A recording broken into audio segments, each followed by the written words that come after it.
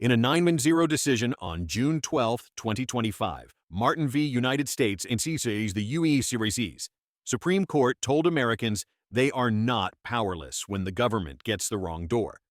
The court held that ordinary families can pursue damages under the Federal Tort Claims Act (FTCA) for wrong-house federal raids, measured by state tort law, not swept aside by a catch-all supremacy clause defense. The opinion by Justice Neil Gorsuch corrected the 11th Circuit and clarified two guardrails. The law enforcement proviso reopens intentional tort claims such as assault, battery, and false arrest against federal officers, while the discretionary function exception still must be tested on the facts. This is not about handcuffing good policing. It is about restoring due process, property rights, and real accountability.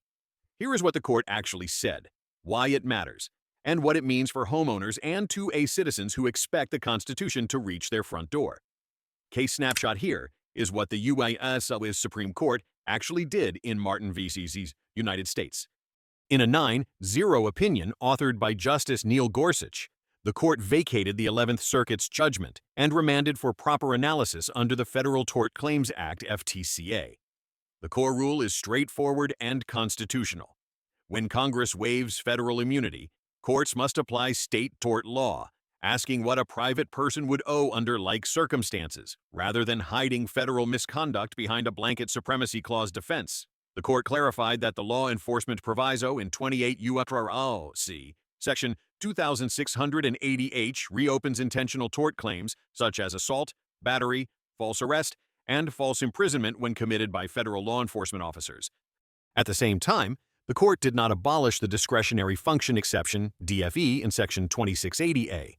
Lower courts must still test whether alleged harms arise from policy-type judgments that may be immune or operational errors that may be actionable. Practically, the court rejected an overbroad 11th Circuit approach that shut the courthouse door too soon and too wide. In plain terms, accountability is back on the table, but not guaranteed. Plaintiffs must still prove their state law elements and navigate DFE. A separate concurrence by Justice Sotomayor, joined by Justice Jackson, cautioned against letting DFE swallow the rule. For Americans who expect the Constitution to protect hearth and home, this is a win for due process, property rights, and equal justice under a single national reading of the statute. The facts. This case began with a pre-dawn wrong-house raid outside Atlanta on October 18, 2017. A team led by FBI agents breached the door, deployed a flashbang, and held adults at gunpoint while a young child was inside, only to realize they had targeted the wrong address. The team leader later attributed the blunder to a GPS error. The family, led by Katrina Martin, alleged lasting trauma, property damage, and violations including assault, battery, false arrest, false imprisonment, trespass, and negligence under state tort law brought against the United States via the FTCA. The district court granted judgment for the government, and the 11th Circuit affirmed, reading the FTCA's exceptions so broadly that the suit effectively died on procedural grounds. That is the posture the Supreme Court confronted in 2025. By ruling unanimously to vacate and remand, the court restored the case to the proper track, applied state law standards, evaluated claims within the law enforcement proviso, and then tested whether any theory is barred by the discretionary function exception. No damages were awarded. The case continues, but under rules that honor the statutory text and the Constitution's balance between effective policing and individual liberty for gun owners and homeowners. The facts resonate. When the government gets the address wrong, the costs land on the innocent: medical bills, repairs, lost work, and shattered peace of mind. Martin does not promise payouts. It promises a fair hearing. FTCA 101 and why state law matters. If you want to understand Martin, start with the statute Congress actually wrote, the Federal Tort Claims Act. FTCA is a limited waiver of sovereign immunity that allows suits against the United States when a federal employee commits a tort in the same manner and to the same extent as a private individual under similar circumstances. Translation: courts measure federal liability by state tort law, not by a federal free pass. That choice, state law as the yardstick, is the backbone of Martin. Two FTCA provisions define the battlefield. First, the intentional tort exception in 28 U.S.C. Section 2680H bars claims like assault, battery, false arrest, false imprisonment, abuse of process, and malicious prosecution. But Congress wrote a law enforcement proviso inside the same subsection that reopens those claims when the torts are committed by a federal law enforcement officer.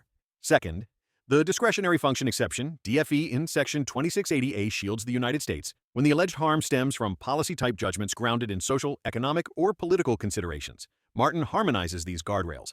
The law enforcement proviso punches a hole through the intentional tort bar.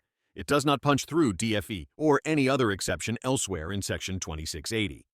And the Supremacy Clause is not a catch-all defense because Congress already told courts to use state law as the measure. Practically, that means a homeowner's claims, for example, assault, battery, trespass, negligence, rise or fall under their state's elements.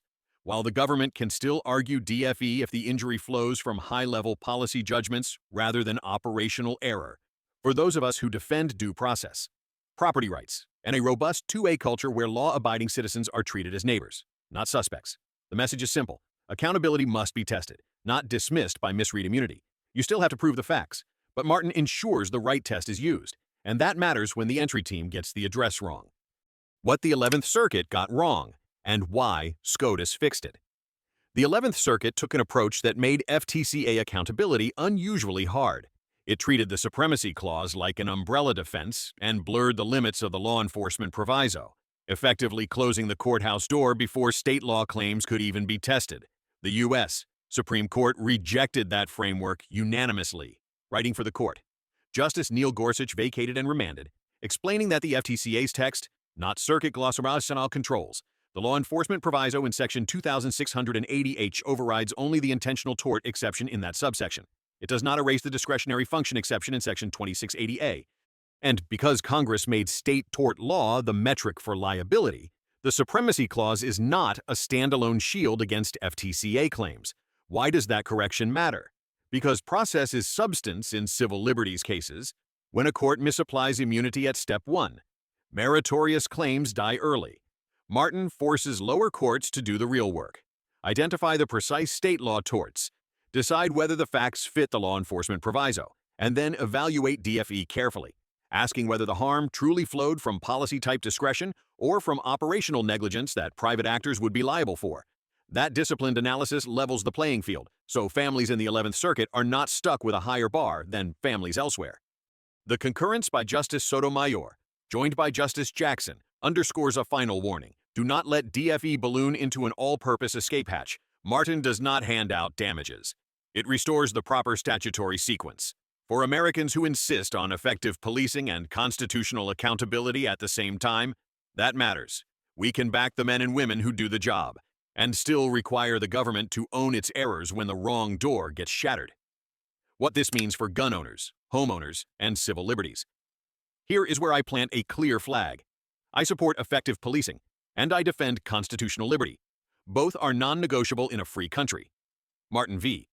United States matters because it restores the law Congress actually wrote.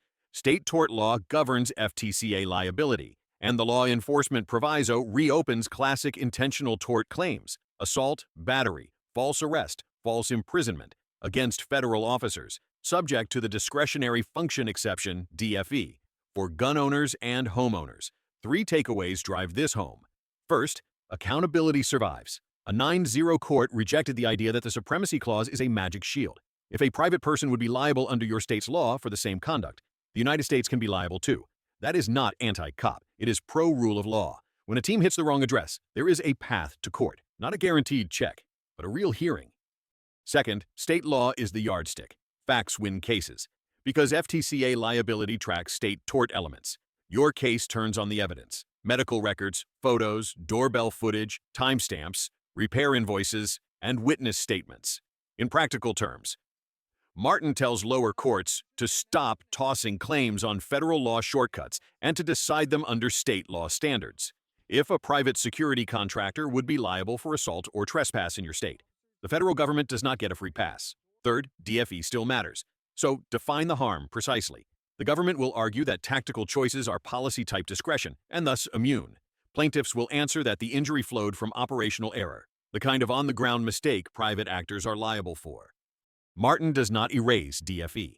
It forces courts to do the analysis honestly, claim by claim. That balance is what conservatives have always demanded. Limited government, clear lines of authority, and accountability when power is misused. At bottom, Martin protects the American home, property rights, due process, and the dignity of innocent families. We can back the officers who get it right and still insist the government own its errors when it gets the door wrong. What happens next? Procedurally, the Supreme Court did not award damages. It vacated and remanded. Procedurally, that means the 11th Circuit must apply the correct framework, identify which claims fall inside the law enforcement proviso, measure each by state tort law, and then decide whether any are barred by the discretionary function exception. The 11th Circuit may resolve some issues itself or remand to the district court for fact-finding under the right standards. There will likely be rebriefing and possibly renewed summary judgment motions focused on DFE and state law elements.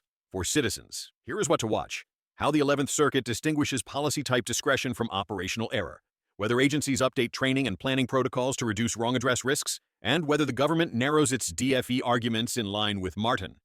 If another circuit reads DFE far more broadly, we could see fresh circuit tension and more Supreme Court guidance down the road. My practical rights and records checklist.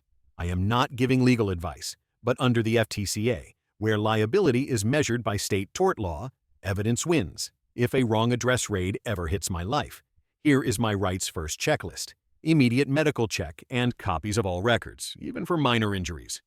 High-resolution photos and videos of damage. Preserve doorbell and indoor cameras. Backup phone metadata. Written timeline within 24 hours. Note names and badge numbers if known. Repair estimates and invoices. Track lost work and related expenses. Witness statements from neighbors and family with dates and contact info. Public records requests for incident reports. Consult counsel on federal versus state avenues. Secure a clean chain of custody for digital files. Store duplicates off-site or in the cloud. Why this matters? The FTCA asks what a private person would owe under your state's law.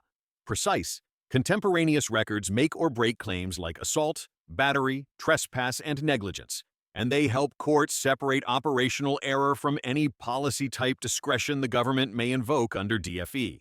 Here's my bottom line. In 9, zero clarity. Martin v. United States restores the FTCA. Congress actually passed. State tort law is the measure. The law enforcement proviso reopens assault, battery, and false arrest claims against federal officers, and the discretionary function exception still receives a careful, facts-first test. The court vacated and remanded. No damages today, but it reopened the courthouse door so families hit by wrong house raids can be heard on the merits.